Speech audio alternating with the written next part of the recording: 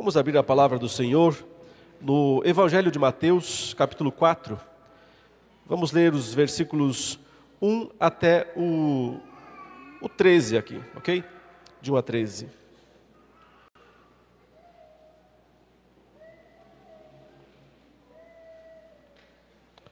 De 1 a 11, desculpe. Mateus 4 estava com o texto de Lucas, que eu vou, de certa forma, usar também conjuntamente nesta manhã. Mateus 4, de 1 a 11, assim diz a palavra de Deus. A seguir foi Jesus levado pelo Espírito ao deserto para ser tentado pelo diabo.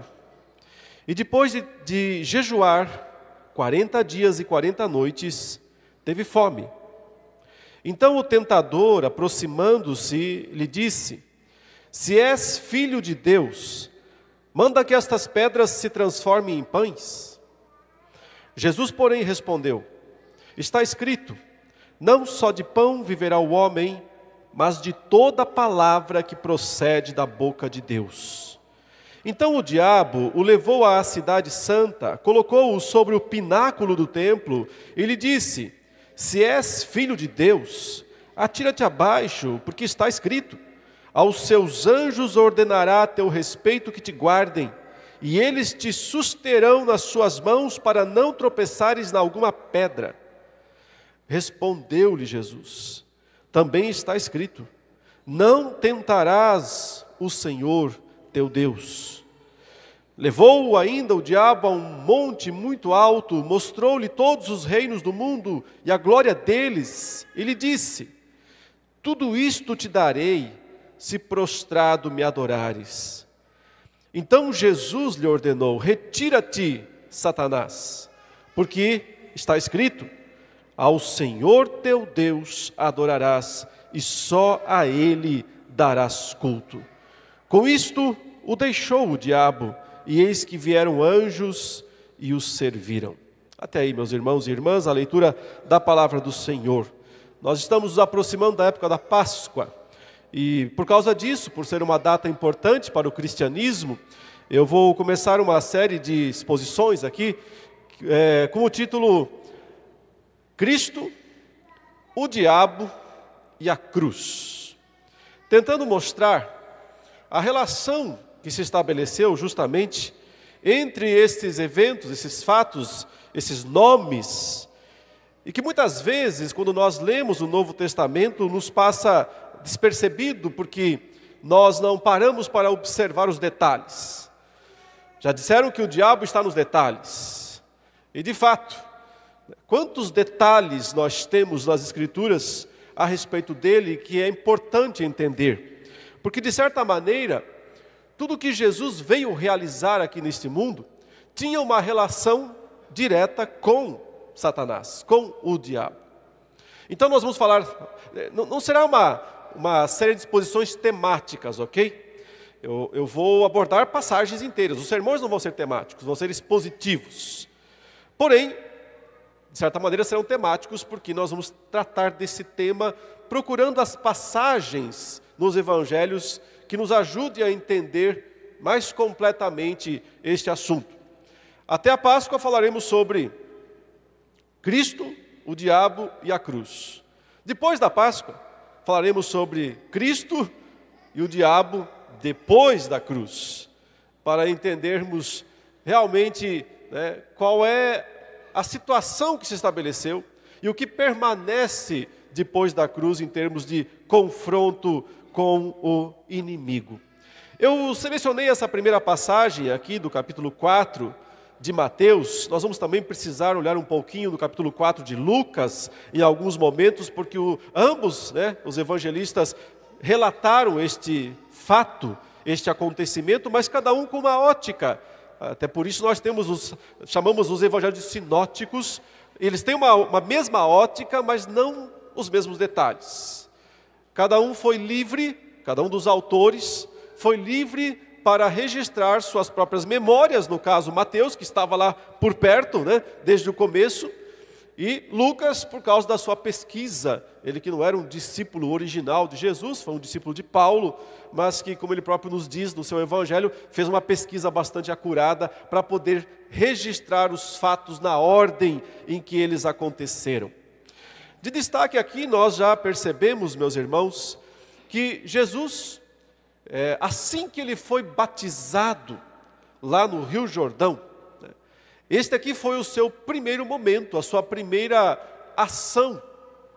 Digamos que se Jesus tinha uma agenda para cumprir, e essa agenda ia até a cruz, e depois da ressurreição, e depois da ascensão, se ele tinha uma agenda para cumprir, aqui estava o seu primeiro compromisso. O seu primeiro compromisso como recém-ungido Messias. O batismo de Jesus, lá no Jordão, teve esta função. Jesus sempre foi filho de Deus, ele não se tornou filho de Deus ali no batismo. Ele sempre foi o Cristo, ele sempre foi o Messias, ele não se tornou ali. Mas ali ele é reconhecido publicamente assim. Quando Jesus se aproxima de João Batista e diz, estou aqui para ser batizado, João diz, espera aí, se alguém tem que batizar alguém aqui, é o Senhor a mim, não eu ao Senhor. Jesus diz, vamos lá, João, vamos fazer o que tem que ser feito. Estamos aqui para cumprir toda a justiça, mesmo que algumas coisas soem estranhas daqui para frente. E de fato, muitas coisas soariam estranhas ao longo de toda essa trajetória de Cristo que é para a cruz. Jesus então se batiza, é batizado por João, e então o Espírito desce sobre ele. E aqui é o símbolo máximo da unção do Messias. A palavra Cristo quer dizer ungido. Messias também, Cristo é grego, Messias é hebraico, mas a ideia é a mesma, aquele que se derramou óleo sobre ele.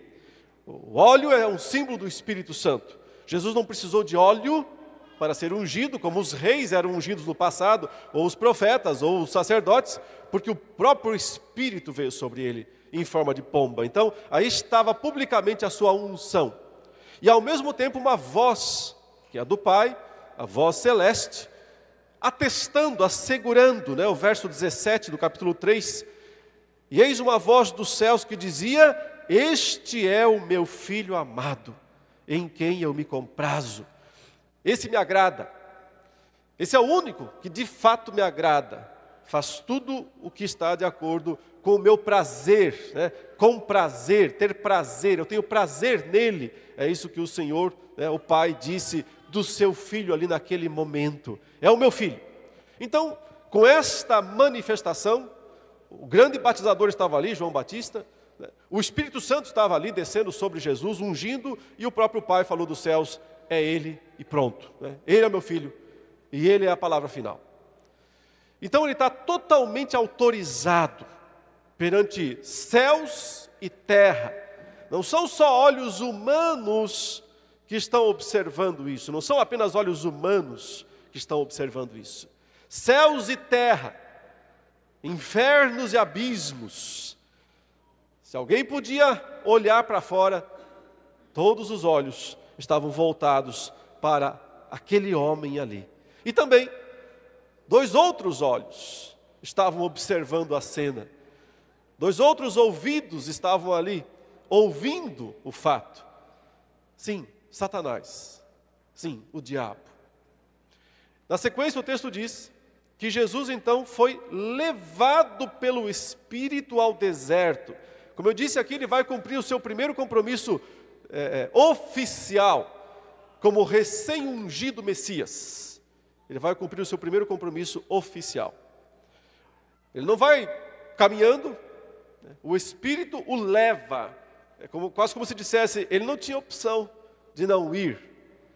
Simplesmente o Espírito o levou ao deserto, o carregou para lá. A construção gramatical aqui diz que Jesus ficou debaixo do Espírito, o Espírito o tomou, o Espírito o carregou até o deserto. Com o objetivo, o texto diz aqui, para ser tentado. Foi para isso que ele foi levado para lá. Pelo diabo. A construção gramatical grega aqui é impressionante porque praticamente repete os mesmos termos usados para explicar que o Espírito levou Jesus ao deserto. Então, é como se dissesse assim, o Espírito o levou e o entregou ao diabo. Colocou-o debaixo do diabo, para que o diabo pudesse tentá-lo, pudesse fazer a parte que lhe cabia. E então entra em cena este personagem, né? Aqui, chamado genericamente de diabo. O termo diabo, diabolos, no grego, significa acusador. Significa aquele que fala contra. Aquele que denuncia os erros, os pecados, as falhas dos outros. É um título, não é um nome. Aliás, se ele tem um nome, nós não sabemos qual é. É comum as pessoas pensarem que se chama Lúcifer, né? Tem série de televisão usando esse termo, Lúcifer. Lúcifer é o diabo. Isso é uma bobagem. A Escritura não diz que este é o nome de Satanás ou do diabo.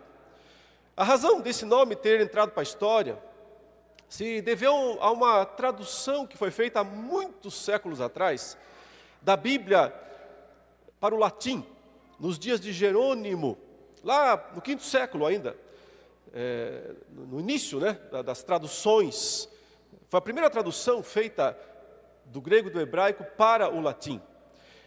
Ao traduzir Isaías 14:12, que é uma profecia em que Isaías diz assim: como caíste do céu, ó estrela da manhã, filho da alva, tu que debilitavas as nações. Essa expressão, estrela da manhã, foi traduzida por Jerônimo como Lúcifer, justamente porque é Vênus, né? É o planeta Vênus, na época eles não sabiam, né? A estrela da manhã. É a mesma estrela da tarde, né? Que também pela manhã ela aparece mais brilhante, a última luz mais brilhante no céu antes que o sol apareça. E essa estrela era chamada de Lúcifer.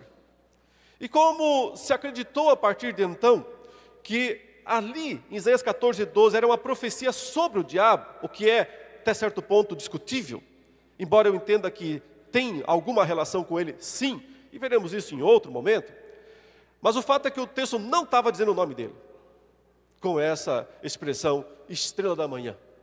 Então, Lúcifer não é o nome do diabo. Não perca seu tempo chamando-o assim, ok? Apesar que se você chamá-lo, talvez ele atenda, né? Não deve se importar muito com o nome em si que lhe dão. O fato é que ele se apresenta aqui como o diabo, o acusador. E também uma outra expressão foi dada aqui, né? O texto diz no verso 2, depois de jejuar 40 dias e 40 noites, Jesus, né, teve fome. Então o tentador, aproximando-se, lhe disse, aqui está seu ofício, aqui está sua função, o tentador. Aquele que se apresenta para induzir as pessoas ao pecado. Ele não é o autor do pecado de ninguém. Ele apenas trabalha como um facilitador. Ele é um facilitador do pecado dos outros. Foi assim com Eva, foi assim com Adão, né? Adão e Eva. Ele apenas foi um facilitador. Quem cometeu o pecado foi justamente Eva e depois também o seu marido Adão. E mais para frente, Jesus vai chamá-lo com um terceiro título, que é justamente Satanás. Lá no verso 10, quando Jesus repreende-o no final da tentação, dizendo, retira-te, Satanás. Aqui é o termo hebraico, Shatan, né? Satanás, que significa adversário. Então, são essas suas funções, na verdade, não são nomes, são títulos, que representam funções. O acusador, o tentador, o adversário. E por isso só nós já percebemos que ele, na apresentação que o Novo Testamento nos faz, e também o Antigo, ele está muito longe, muito distante de ser essa criatura vil, asquerosa, feia, que é retratada nos filmes, nos livros e no imaginário popular. Ele não é esse ser animalesco, com chifres, dentes, avermelhado, com um rabo, com um tridente na mão. Ele não é esse ser asqueroso, fantasmagórico, assustador. O modo como ele se apresenta aqui a Cristo denota que ele tem uma aparência normal, né? Ele deve ter se apresentado como um homem, com uma forma humana para Cristo. E desse modo, ele conversou com Jesus. Muitos tabus já começam a cair, ok? E um dos tabus é justamente a ideia de que Jesus, Deus, a divindade, não pode tolerar a presença de Satanás ou do diabo, porque ele é tão maligno, tão asqueroso, que um não consegue ficar perto do outro, e nada disso é verdade. Aqui, a construção, eu já disse, né, gramatical da passagem, sugere que o diabo chegou muito perto de Jesus. Extremamente perto de Jesus. Será que sussurrou nos seus ouvidos? Se és o Filho de Deus. E notem, também aqui nós temos uma importante informação, que de certa maneira já mostra todo o modus operandi desse inimigo desde sempre. Por que ele faz essa pergunta a Jesus? Se és Filho de Deus, né? Essa declaração que tem um questionamento por trás, do tipo, não que eu creia, não que eu ache isso verdade, mas se és Filho de Deus. Justamente porque isso foi afirmado pelo próprio Pai no batismo de Jesus. Foi assim que o capítulo 3 terminou com essa declaração celestial do Pai, dizendo: meu filho amado, este aqui é o meu filho amado. Satanás entra em cena questionando a palavra de Deus. Aqui está, né, o sentido máximo em que ele é o adversário, o Satã, o que se opõe. Ah, Deus disse isso. Será verdade? Por que Deus disse isso? Com que propósito? O que ele está escondendo ao dizer isso? Não foi assim que ele falou com Eva? Eva, que foi mesmo que Deus disse para você? Não pode comer de nenhuma árvore de todo esse jardim. Eva, ingenuamente, saiu em socorro de Deus, dizendo: não foi isso que Deus disse.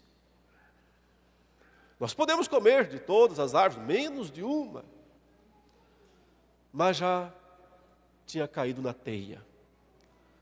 Já tinha caído na teia do engano. Quando nós permitimos que o mínimo de dúvida entre em nosso coração sobre o que Deus disse, sobre o que Deus falou, começou o processo de queda. Que dificilmente vai ser outra coisa a não ser queda. Daí a firmeza de Cristo. Daí a sua firmeza absolutamente incólume. Ele não vacila com relação àquilo que Deus disse. Por que este inimigo está recebendo tanto status aqui? Por que tanto ibope para esse ser que sabemos não é nenhuma flor que se cheire?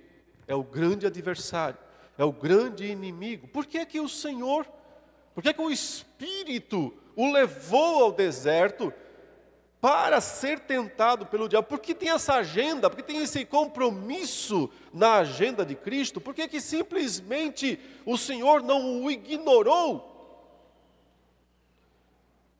E disse: pouco me importa as suas demandas, pouco me importa seus interesses, você não passa de um mero anjo caído, eu sou o Deus Todo-Poderoso.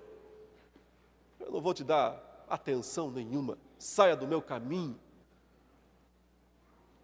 Por que não? Porque aparentemente Jesus, não só aparentemente, mas claramente se submete a tal humilhação.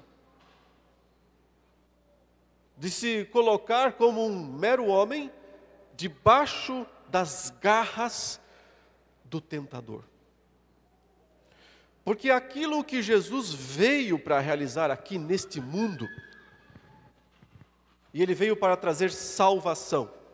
Salvação não apenas para Israel, mas salvação para os eleitos de Deus de todas as tribos, raças, línguas e nações. Ele veio para isso. Ele veio para trazer salvação.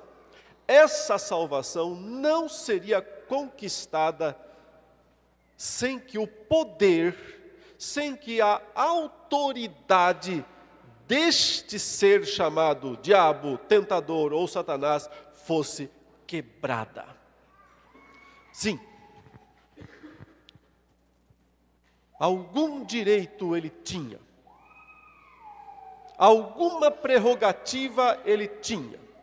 Do contrário, o Senhor não daria tanto espaço para ele na sua manifestação. Aliás, é o próprio Jesus quem deu um título para Satanás, um outro título. Este parecendo mais nobre até. Satanás foi chamado por Jesus de o príncipe deste mundo. João, o evangelista, é quem retrata isto. O príncipe deste mundo. Também chamado de maioral dos demônios. E outras expressões que podem aparecer. Mas especialmente esta, príncipe deste mundo, é muito emblemática porque foi Jesus quem disse isso. Não foi ele que chegou dizendo assim, eu sou o príncipe deste mundo, me obedeçam, me respeitem, me deem honra. Jesus disse, aí ó, está chegando agora o príncipe deste mundo. Quando os soldados vinham para prendê-lo. Cristo disse, eu preciso ir até a cruz para poder destronar, para poder expulsar o príncipe deste mundo. E é justamente por causa disso, de onde vem essa autoridade, né? Outra vez vem da primeira tentação. Ele está só repetindo aqui a tentação que já deu certo no passado. Quando ele foi até Eva e disse, foi isso mesmo que Deus disse? Dá para confiar no que Deus disse? Você acredita mesmo no que Deus disse? Não? Então acredite no que eu falo. Eu tenho algo muito melhor para te oferecer. Essa é a mesma rotina que ele segue aqui, mostrando que, desde o início, ele se tornou, sim, esse dominador deste mundo tenebroso. O príncipe da potestade do ar, o apóstolo Paulo diz. O Deus deste século, também o apóstolo Paulo usa essa expressão. São 3 momentos aqui, meus irmãos, em que Satanás tenta Jesus. E o que ele está buscando? Desqualificá-lo. Isto aqui é um combate. Isto aqui é um momento de guerra. Isto aqui não é uma simples conversa. Eu chamo isso aqui de o primeiro combate. O primeiro confronto com o inimigo, desde que Jesus nasceu, cresceu e foi ungido Messias. Um combate que revela muito do que está por trás da própria salvação. E eu insisto que quando nós compreendemos isso, nós entendemos muito mais o que é a salvação. O nosso conceito sobre o que é salvação vai aumentar de uma maneira exponencial quando nós entendermos todo esse embate, esse conflito que aqui, apareceu de uma maneira tão crua, tão veemente. Foi o Senhor que disse desde o começo, ainda lá em Gênesis 3, eu vou colocar uma inimizade, um conflito, um confronto entre descendências e entre a serpente e o descendente da mulher. Filho da mulher feriria a cabeça da serpente, enquanto que a serpente feriria o pé, o calcanhar do descendente. Chegou a hora dos dois campeões estarem frente a frente. Esse é o primeiro momento em que eles estão frente a frente. Aqui está o filho da mulher, o descendente prometido. Finalmente ele veio, finalmente ele se fez carne, foi autorizado, o Espírito desceu, o Pai o autorizou, é meu filho. Então aqui também está o outro lado, o grande dragão, a antiga serpente, o tentador, o diabo, Satanás. É o primeiro confronto. Os dois campeões de cada descendência, de cada semente, de cada lado deste conflito estão frente a frente. Quem toma a iniciativa? Satanás. Ele se sente como quem tem autoridade. Ele percebe que de certa forma está sendo respeitado. Afinal, o Espírito o trouxe ali e o colocou a seus pés. Ele rodeia Cristo. Ele deve andar ao redor de Cristo. Aliás, é assim que Pedro nos diz, o diabo anda em derredor. Por certo, ele ficou caminhando em volta ali de Jesus, observando aquele homem ajoelhado. Passa um dia, passa uma noite, passa mais um dia, passa mais uma noite. O homem não se mexe, não se move. Ele está ali, sem comer nada, sem beber nada, só orando. Uma semana, 2 semanas, o diabo só anda em volta. Talvez começou a olhar para o relógio dizendo: quanto vai demorar isso? Ao mesmo tempo em que ele aguarda, ele tem autoridade, mas ele tem que esperar. Ele também não pode se intrometer, porque ele também sabe que ele está pisando terreno perigoso. Ele está se aproximando daquele que, se é verdade, que é realmente o Filho de Deus, que é realmente o filho da mulher, ele sabe que a sua cabeça está em risco. Afinal foi dito, tem um pé aí, pronto para pisar, para ferir a sua cabeça. Depois dos 40 dias e 40 noites, Jesus termina o seu retiro espiritual, se levanta e tem fome. É óbvio, É natural, sem comer 40 dias. Essa é a deixa, esse é o momento. Então ele se aproxima. O texto diz: então o tentador, aproximando-se, agora ele chegou bem perto. Antes estivera andando, observando. Agora ele vai, avança, chega muito perto de Cristo e diz: se és Filho de Deus, manda que estas pedras se transformem em pães. Curioso, não? Comida. Comida é problema, Comida é bom, mas alimentos também são problema. Observem, meus irmãos, que a primeira tentação foi por causa do quê? Comida. Está vendo essa árvore? Está vendo esse fruto? Diz que Eva olhou para a árvore e viu que ela era gostosa, palpável, desejosa, suculenta. E ela tomou e comeu. E deu ao seu marido e ele apenas repetiu o ritual, comeu também. É aquela história, né? Time que está ganhando não se mexe.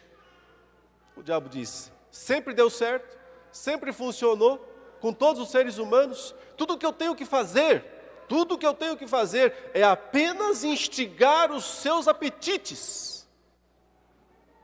Só o que eu tenho que fazer com o ser humano. E claro que não é só apetite por comida. Apetite por tudo aquilo que nos cerca, por tudo aquilo que nós queremos, que nós desejamos, que nosso corpo sente falta. Satanás diz assim, é simples o que eu tenho que fazer, eu só preciso instigá-los, o resto eles vão lá e fazem. Eu só preciso mostrar como é bom, eu só preciso mostrar qual a recompensa imediata que eles vão ter, esticando a mão e pegando. O resto eles fazem. Então nós percebemos que ele está repetindo um padrão de tentação que funcionou, sempre funcionou, ao longo de toda a história funcionou. Mas agora ele encontrou um guerreiro. Agora ele encontrou alguém que não vai ceder a essa tentação. Mas como é que Jesus reage? Interessantemente, né, meus irmãos? Jesus reage citando o que Deus disse.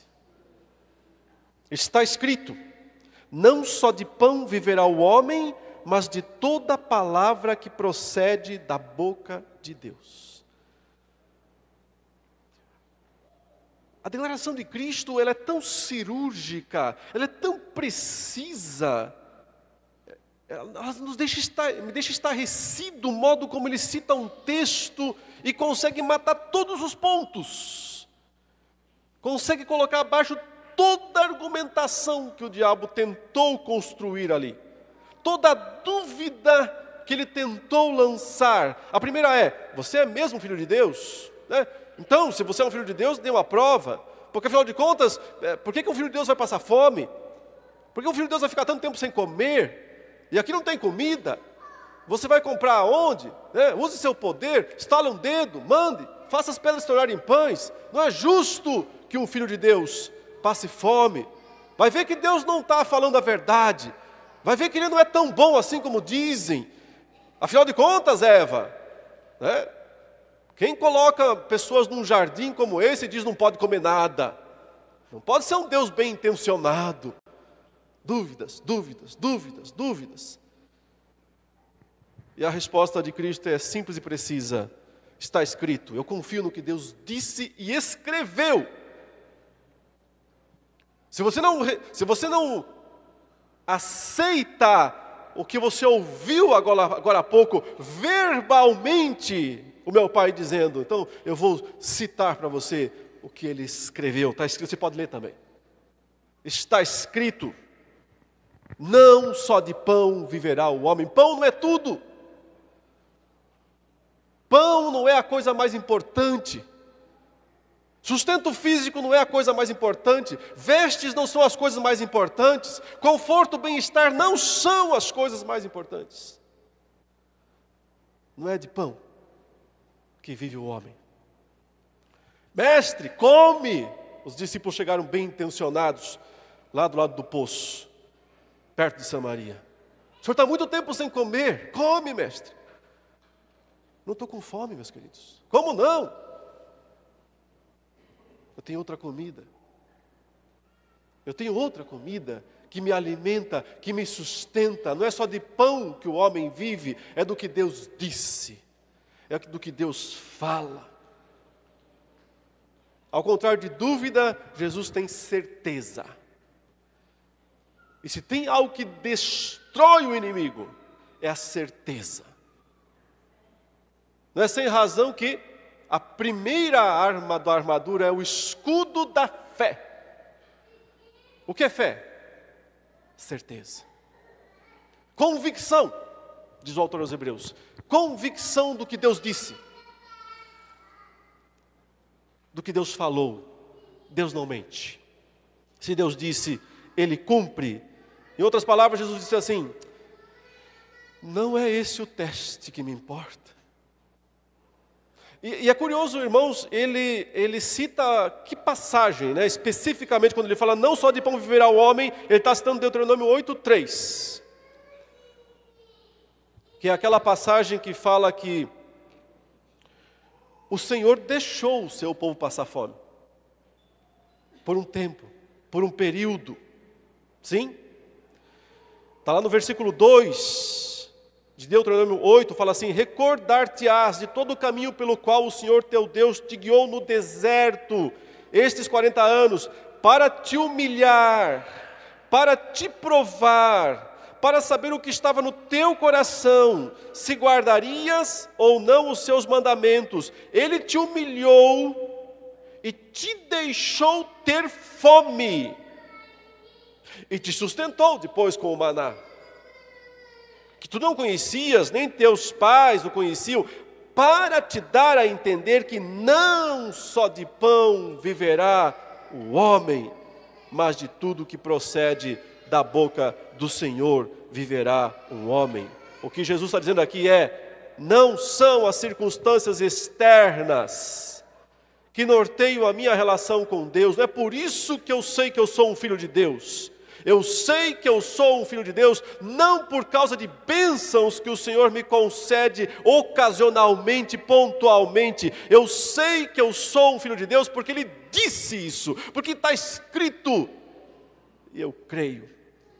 Em qualquer situação, de abundância ou de escassez, acabamos de ver isso.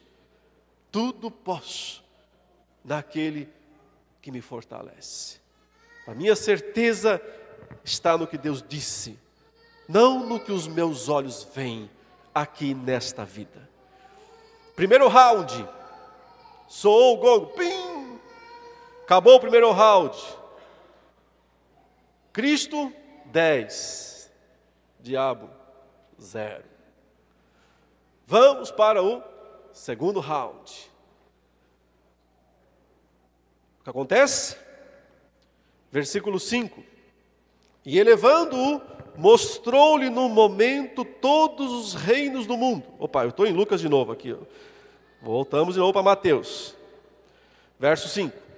Então o diabo o levou à cidade santa, colocou-o sobre o pináculo do templo, e lhe disse: se és filho de Deus, atira-te abaixo, porque está escrito: aos seus anjos ordenará a teu respeito que te guardem, e eles te susterão nas suas mãos, para não tropeçares em alguma pedra.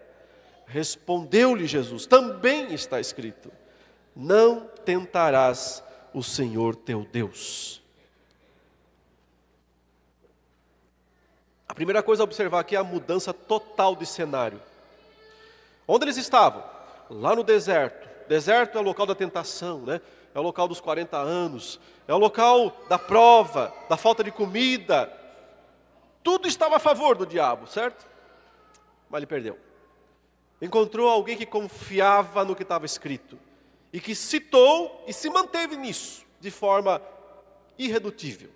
Então o diabo disse: bom, se você quer tratar de coisas espirituais, se quer citar a Escritura para mim, vamos para esse campo. Percebe que ele muda de cenário, e o cenário agora é todo religioso. Para onde foi que o diabo levou? Para a cidade santa, Jerusalém, que ainda estava lá em pé. Estava lá o templo ainda, e ele o leva ao templo, mas não a qualquer lugar no templo, ele o leva ao pináculo do templo. Veja o simbolismo disso, né? Ele não é um ser dos infernos, ele é um ser dos cultos, ele é um ser do ambiente religioso, ele transita tranquilamente nesse ambiente religioso e teológico.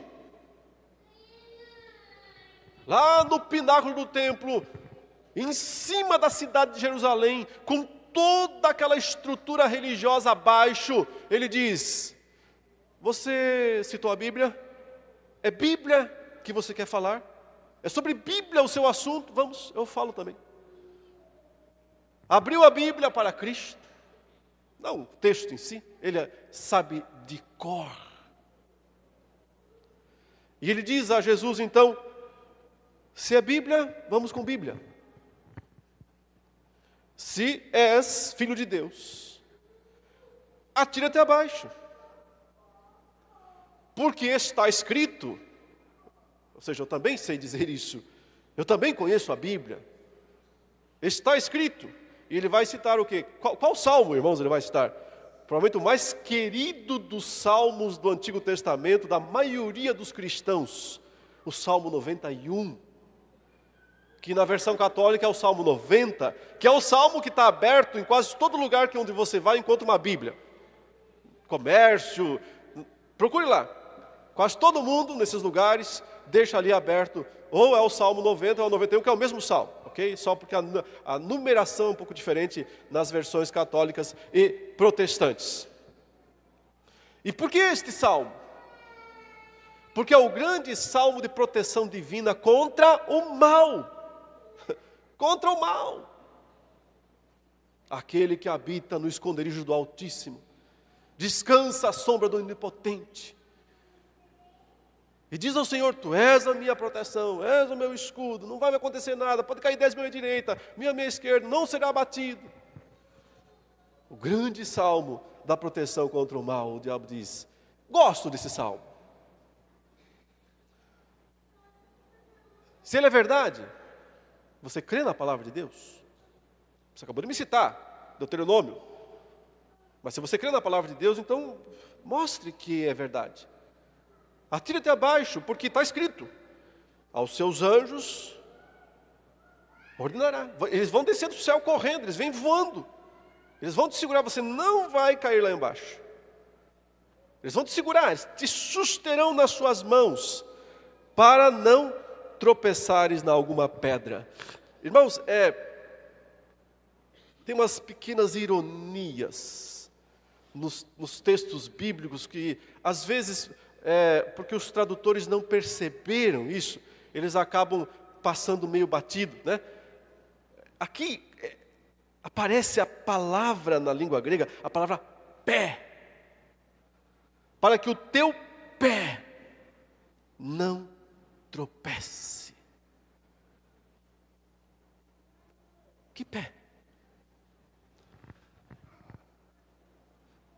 Ele te ferirá a cabeça.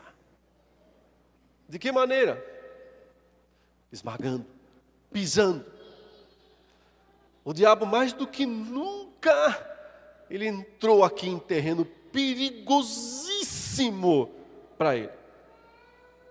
Mas percebe quanto o safado é ardiloso e é soberbo? Ele cita o pé de Cristo. Esse teu pé aí não vai tropeçar. Esse teu pé aí que eu não gosto, que eu não estou nem um pouco animado de encarar. Mas ele é ardiloso mesmo.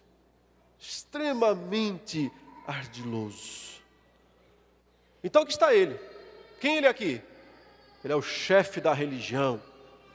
Sabe, as pessoas ficam esperando no fim dos tempos que o anticristo seja um presidente da república, sei lá, um primeiro-ministro, um rei de qualquer lugar, pensando que vai ser da Rússia, sei lá, da Arábia Saudita, da China. O anticristo é um ser religioso. Ele é, por excelência, aquele que quer estar no lugar de Cristo. E por isso, ele domina o ambiente religioso com maestria. Disse o apóstolo Paulo. Ele se opõe e se levanta contra os outros deuses, porque ele quer ser o único Deus. Ele quer se assentar no trono, como se fosse o próprio Deus. É isso que ele quer. E ele quer isso porque seu pai quer isso. já que ele é o filho da perdição. Ele tem um pai. E o seu pai estava aqui.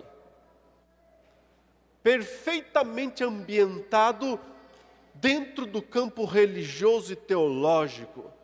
Não, se ele pegar na Bíblia, não queima a mão dele, não queima. Água benta, crucifixo.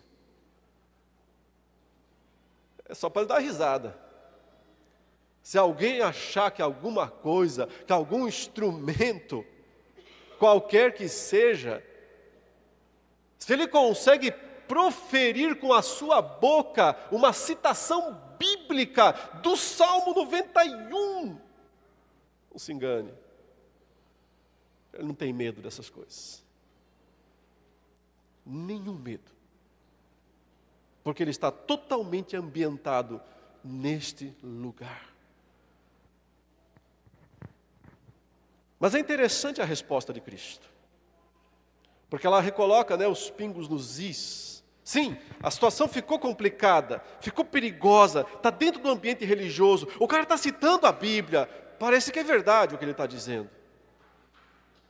Mas então Jesus o corrige, dizendo: também está escrito. Esse também é muito importante. Sim, isso que você falou está escrito. Mas também está escrito isto. Então, qual é a lógica de Cristo? Eu nunca posso interpretar um texto isoladamente. Portanto, meus queridos irmãos, quando vocês lerem e estudarem a Bíblia, não sigam o diabo na interpretação. Isso é interpretação satânica. Isso é hermenêutica diabólica. Sabe o que é hermenêutica? Interpretação. Hermenêutica diabólica, satânica, é aquela em que você tira um verso do meio de um texto e o faz dizer o que você quer, para atender seus propósitos, para satisfazer sua vontade. Hermenêutica satânica é aquela que tira o texto do contexto e torce a palavra para que ela não diga o que ela está dizendo. Mas o que Cristo faz? Ele faz a hermenêutica saudável, a hermenêutica correta, que nós, os reformados, ao longo do tempo, nós criamos um slogan, sabia? Para hermenêutica, para interpretação. A nossa frase máxima para explicar como é que a gente interpreta a palavra, vocês se lembram? Nós dizemos: a Escritura interpreta a Escritura. A Escritura interpreta a si mesma, não sou eu que a interpreto. Eu só tenho que descobrir onde os textos se interpretam. Um interpreta o outro, um interpreta o outro. É isso que Jesus faz aqui. Ele disse: você não pode me citar este salmo sacando esses dois versos do texto e torcendo-os a seu bel prazer, porque eu tenho um outro texto aqui que contradiz isso que você está tentando aplicar. Se eu me atirasse abaixo aqui, eu estaria colocando Deus à prova, e a Escritura diz: não tentarás o Senhor teu Deus. Ou seja, confiar que Deus manda os anjos para me proteger não me induz a colocar a minha vida em risco desnecessariamente.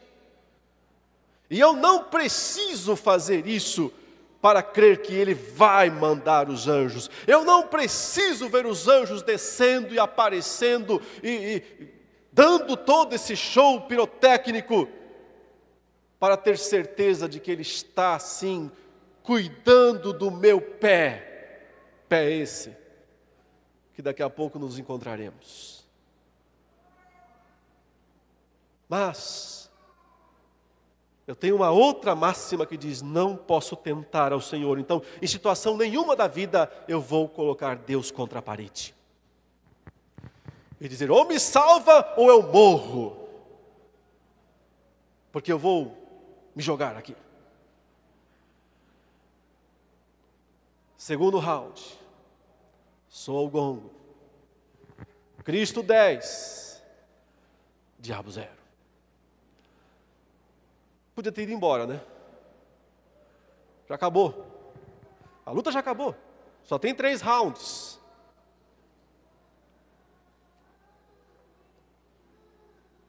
Então tem uma outra coisa que a gente aprende sobre ele. Ele nunca desiste. Mesmo derrotado, ele nunca desiste. Nós desistimos tão fácil. Satanás talvez tenha algo a nos ensinar nesse ponto. Nunca desiste. Ele vai para o terceiro. E aí sim, ele diz, bom, já que Bíblia não resolveu, vamos tratar daquilo que você realmente veio fazer aqui. Sabemos disso. Eu e você sabemos. Então vamos resolver isso agora. Levou ainda o diabo a um monte muito alto. Mostrou-lhe todos os reinos do mundo e a glória deles. E lhe disse, tudo isto te darei se prostrado me adorares. Então Jesus lhe ordenou, retira-te, Satanás, porque está escrito, ao Senhor teu Deus adorarás, e só a Ele darás culto.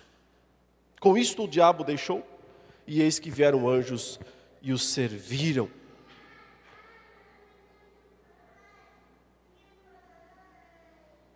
Nos perguntamos muitas vezes em que sentido Jesus ficaria tentado, interessado talvez, né, ao ver a glória, as riquezas dos reinos deste mundo. Quase que parece que aqui o diabo perdeu a mão, né, de vez, dizendo, eu acho que aqui ele já levou tanto golpe nas duas primeiras rodadas, que ele não sabe mais nem o que está fazendo. Por que Jesus ia se interessar por reinos, glória, né? Riquezas? Levou ao monte muito alto, mostrou tudo. É isso que você quer? Eu te dou.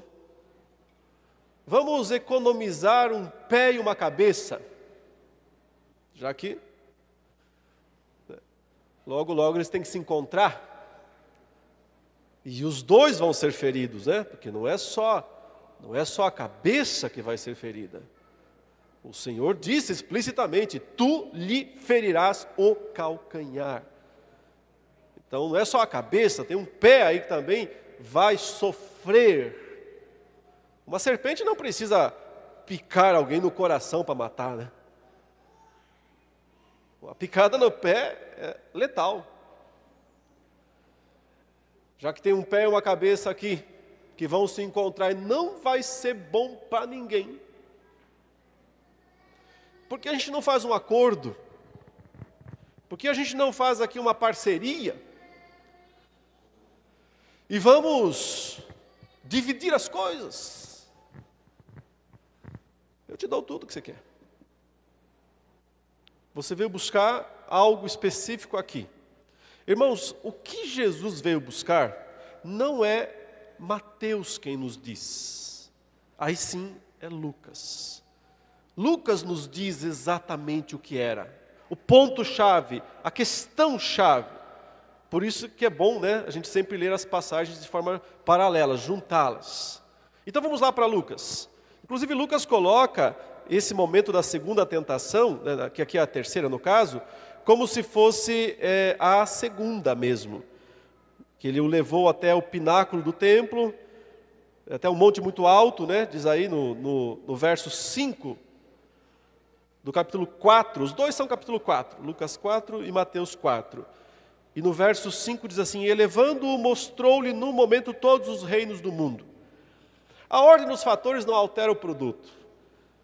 Quer essa tentação ter sido no final, quer ter sido no meio, não faz tanta diferença. Mas provavelmente Lucas estava usando uma linguagem mais poética e ele colocou a ordem aqui como se fosse a do meio a parte mais alta. Quase como se fosse, é um recurso literário. O que realmente interessa nesse momento para nós é o que o diabo diz. Disse-lhe o diabo: dar-te-ei toda esta autoridade. Veja que essa palavra aqui só aparece realmente aqui no texto de Lucas. E a glória destes reinos. Então, glória e autoridade são as duas coisas unidas. Eu obtenho glória desses reinos por causa da minha autoridade, da autoridade que eu tenho sobre eles, já que eu sou o príncipe deste mundo. Jesus o chamou assim. Em seguida o diabo diz de onde veio este direito. Disse-lhe então: olha, porque ela me foi entregue, e eu a dou a quem eu quiser. Portanto, se prostrado me adorares, toda será tua. De fato, irmãos, foi isso que Jesus veio buscar. Ele veio para conquistar a autoridade, que essa palavra representa poder, né? Força, mas não é só força no sentido de quem tem o braço mais forte. Para isso não precisava ter disputa nenhuma. Jesus só precisava fazer assim com o diabo, como se fosse uma mosca. Se fosse uma questão de quem é mais forte. Mas autoridade quer dizer o direito legal, com respaldo legal, para estender a salvação aos confins da terra. Para que a salvação não esteja apenas aqui em Israel, não só entre as ovelhas perdidas da casa de Israel, mas para que a salvação alcance todos os povos, raças, línguas e nações. E pelo que nós entendemos, isso não aconteceria sem que Satanás fosse derrubado da autoridade que ele recebeu de Deus. Não há de outra possibilidade, né? Só Deus poderia ter dado isso, como um direito conquistado pela queda. A queda, lá em Gênesis 3, quando o Senhor disse: cabeça e calcanhar vão se encontrar. Mas a partir deste momento, Satanás tem autoridade sobre as nações, sobre os reinos, e pode legalmente, juridicamente, manter todas elas nas trevas. É por esse motivo que você... Quantas páginas tem o Antigo Testamento, hein? Um bocado, né? São 39 livros. Quantas vezes o diabo aparece no Antigo Testamento? Ele mesmo. Quantas vezes? Bem fácil. Claro, tem essa primeira aparição como serpente, mas ainda ali não foi dito que ele era, né? Não foi usado o nome, mas era. E sabemos isso porque Apocalipse diz: o diabo é a antiga serpente. Então, essa é a primeira. Qual é a segunda aparição dele em pessoa? Provavelmente livro de Jó. Quando ele vem junto com os filhos de Deus e faz o trabalho dele, acusa. É isso que ele faz, ele é o acusador. Cumpre sua função celeste de acusar os salvos. E a terceira vez que ele aparece em pessoa já é depois do exílio. Sim, tem aquela vez ainda em que ele é mencionado, quando ele induz Davi a cometer o pecado do censo de Israel. Mas ali nós não o vemos pessoalmente, é só uma menção a respeito disso. Então, tentação, ele é o facilitador. Ele está sempre cumprindo o que é próprio dele.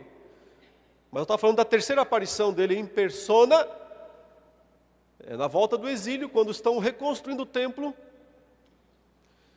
E ele vem ali para se opor ao sumo sacerdote Josué, nos dias do profeta Zacarias. E ele faz o que ali? Ele diz: isso aqui não tem valor legal nenhum. O que vocês estão fazendo aqui não tem valor legal. Esse templo já foi destruído e foi o próprio Deus que o destruiu. Esses sacrifícios ficaram parados 70 anos. E foi o próprio Deus que parou isso. Não adianta reconstruir tudo aqui. Isso não tem valor legal. Além do mais, quem é o cara que vai oficiar? É esse daí? Esse com as roupas sujas? Esse sujo vai limpar os sujos? Como é que o sujo limpa o sujo? Esse sujo aí, é ele que vai. Naquele momento diz que o anjo do Senhor interveio. E o anjo do Senhor é o próprio Jesus Cristo. E ele vem e diz: cala a boca, Satanás. Agora quem fala sou eu. É o seguinte, Josué. Vamos trocar essas roupas? Vamos colocar roupas limpas. Eu estou te dando roupas limpas. E tem mais, Josué. Sumo sacerdote. Sou eu que estou assinando embaixo aqui, ó. Façam os sacrifícios, façam os rituais. Está aqui a minha assinatura. Eu sou avalista. Tudo é uma questão legal, irmãos. Tem a ver com direito adquirido ou usurpado que seja.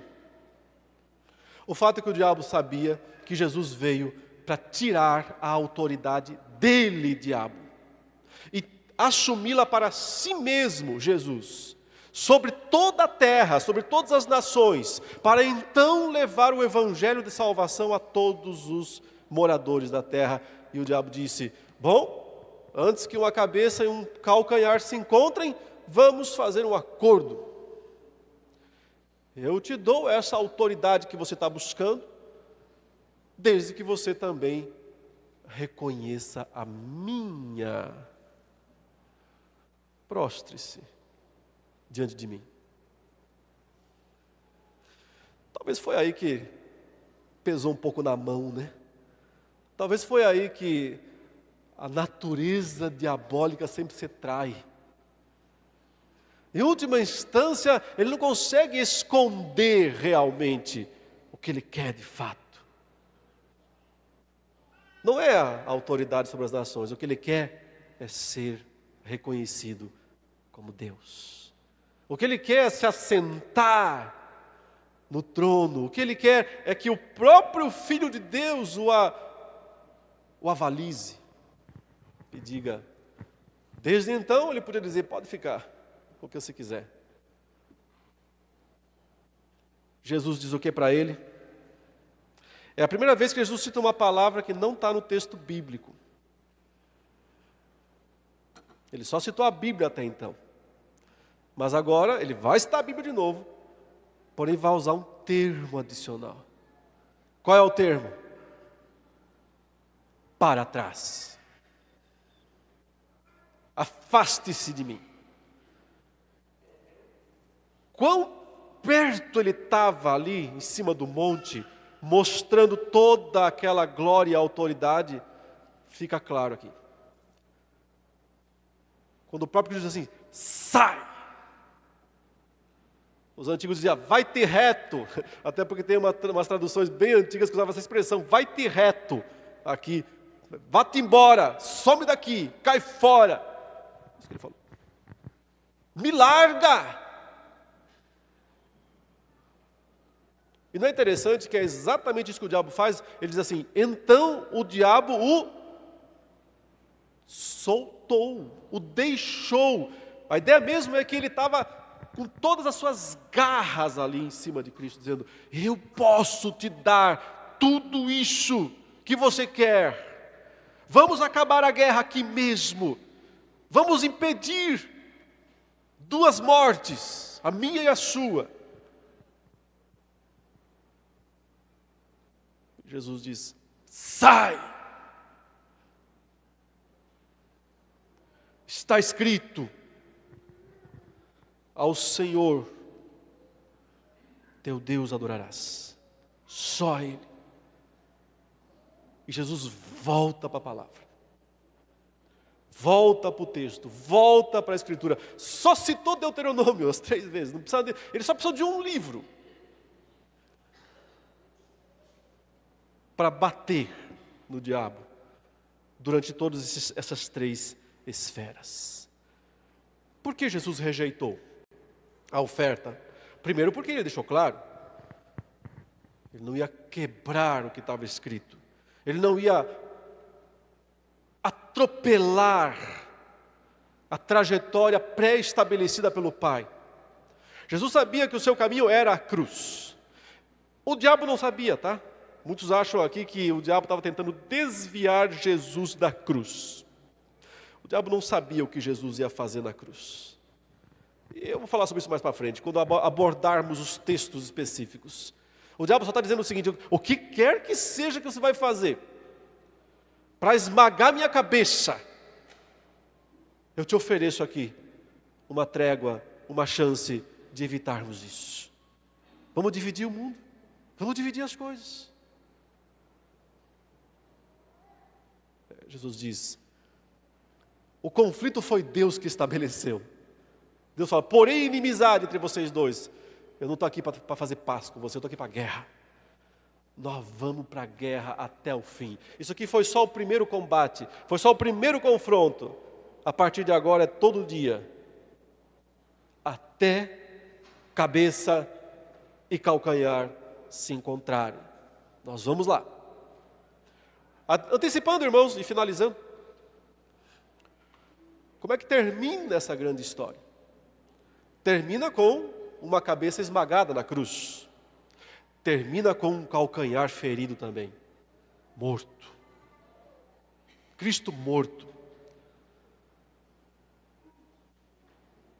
Mas se desdobra e ressurge quando 3 dias depois o calcanhar está restaurado, a cabeça não.